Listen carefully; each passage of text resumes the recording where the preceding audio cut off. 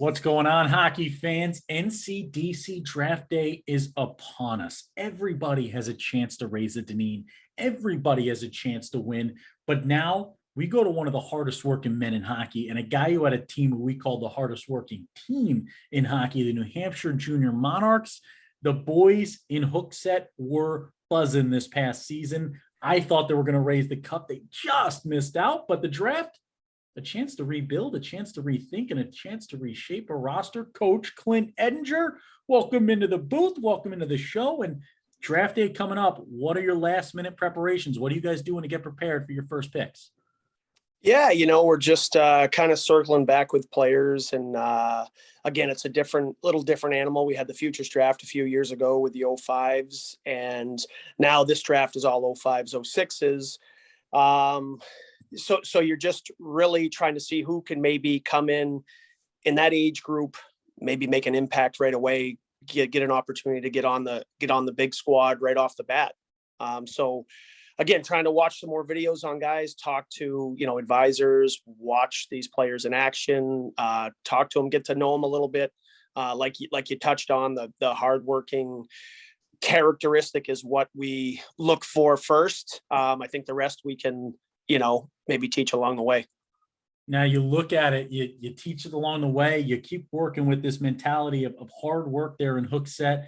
Can you talk to me about a draft? Obviously you're working hard getting prepped for this thing. What's a win after a draft day like this? I mean, when you walk out of the room, when you're done with your final pick and you hang up the phone, what are you going to need to feel like you've kind of won draft day for the Monarchs? Yeah, I mean, I think if you, again, somebody doesn't pick one of the players that you're looking at, it seems like this thing can go on for quite a while. To get the players, obviously, or at least a decent amount of them that you had down on paper, and then the ones you spoke to feel pretty good about them, maybe being in your lineup or being in your organization, whether it takes them a year or not. I'm a big developmental guy, so.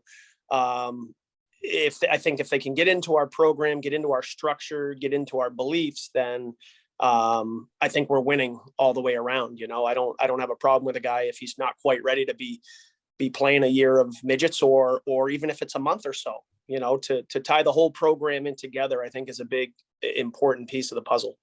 That's it, man. The D is for development. I think Coach Harris just said that, Lucas, in a past interview, and you come in now, Lucas. What question you have for Coach here as he gets ready for draft day, as the Monarchs get ready for another successful season in New Hampshire? Well, Coach, I mean, we've been to that facility dozens of times at this point, and it's such a special treat every time we get to go because, I mean, you guys have the incredible facility, right? You have two rinks there. You've got the strength and conditioning area, which is second to none. I know we've been walked through there.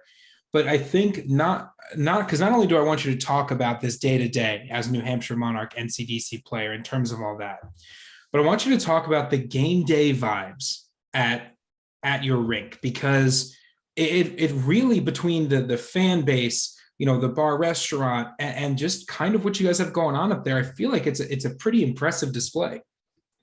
Yeah, I think I think it shifted gears a little bit this year, playing some day games and stuff like that, which is okay. But there's nothing like playing on that Friday or Saturday night when you got a lot of the youth families in the arena, and the older guys see the support. Our NCDC premier 18s and 16s work every week with our youth.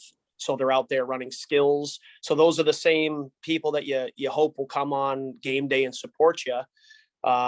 So that's it's a family culture, and that's what we, everybody in the arena is kind of, pulling on the same side of the rope to make sure that not just the top team, but every team is successful and everybody has a smile on their face when they come in, and they're working hard to, again, develop, right? The wins and losses are, I always say, if you could be a 500 team, you won enough to know it feels pretty good, and you lost enough to know that you don't want to keep doing that, right? So, but again, the family environment, we're very close, and like you said, we've got the training facility. Everybody's in there working hard, including the youth players. But and obviously the restaurant and being able to enjoy a meal and have a nice cold beverage doesn't hurt as well. That's it. And you look at it, the purple and gold, man, that Monarchs emblem, what makes it so special? I mean, if I'm an athlete and I hear my name called on draft day and I have the potential to be in the NCDC playing for the New Hampshire Junior Monarchs. Yeah. What is it that sets it apart for you? What makes it so special if they're in New Hampshire? Yeah, I think you nailed the purple and gold is pretty unique, right? So, when we made the switch to purple helmets, it was like, I don't know. And then when they all came out, everyone's like, that actually looks really good when you got 20 guys with purple helmets on, So I think that's pretty eye catching in itself. But I think the history of the program, I feel like I've been here for 13 years now, and I was really close with Ryan, and even back to when Sean Tremblay was here. That the brand has a name. It's powerful. A lot of guys have gone on to play a high level of hockey, and they've continued to do that. Even I was with the midgets for a long time, and now I'm seeing those kids having some real good success right now. And that's important to keep. Again, that means we're developing, we're moving them on.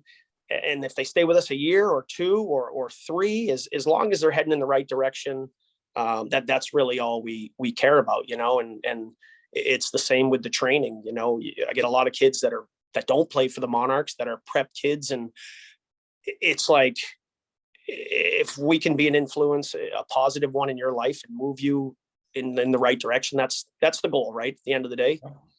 That's it. And you look at it, I mean, the legends in that building, and now yourself stepping in with this Monarchs lineage, you're in the NCDC. Can you, as we close this thing out, the National Collegiate Development Conference, I mean, what should a family know about this league, the NCDC, and why, what's the benefits here in joining up? What's the benefits of being a part of this Tier 2 league? Yeah, I mean, we feel real good about the league, the level. I think it's going to continue to get better and better. The big piece is, put 13 kids in college this year. So I think that's the important piece there. And I think 7 of them were O2. So they're not aging out. They're here, and they're going to NESCAC schools and high-end academics. There is life after hockey, at some point, right? So you want these guys to run with it as long as they can. But the important thing is that this league has proven to help kids, move on and reach their dreams, right?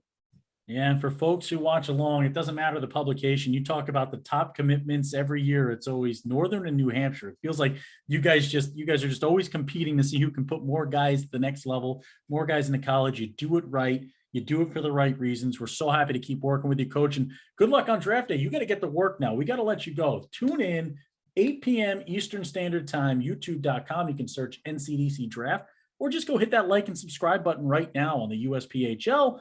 It's going to be a great one. Dan K and Lucas J will be on your call to see who that first pick is. The Islanders Hockey Club. They're on the clock.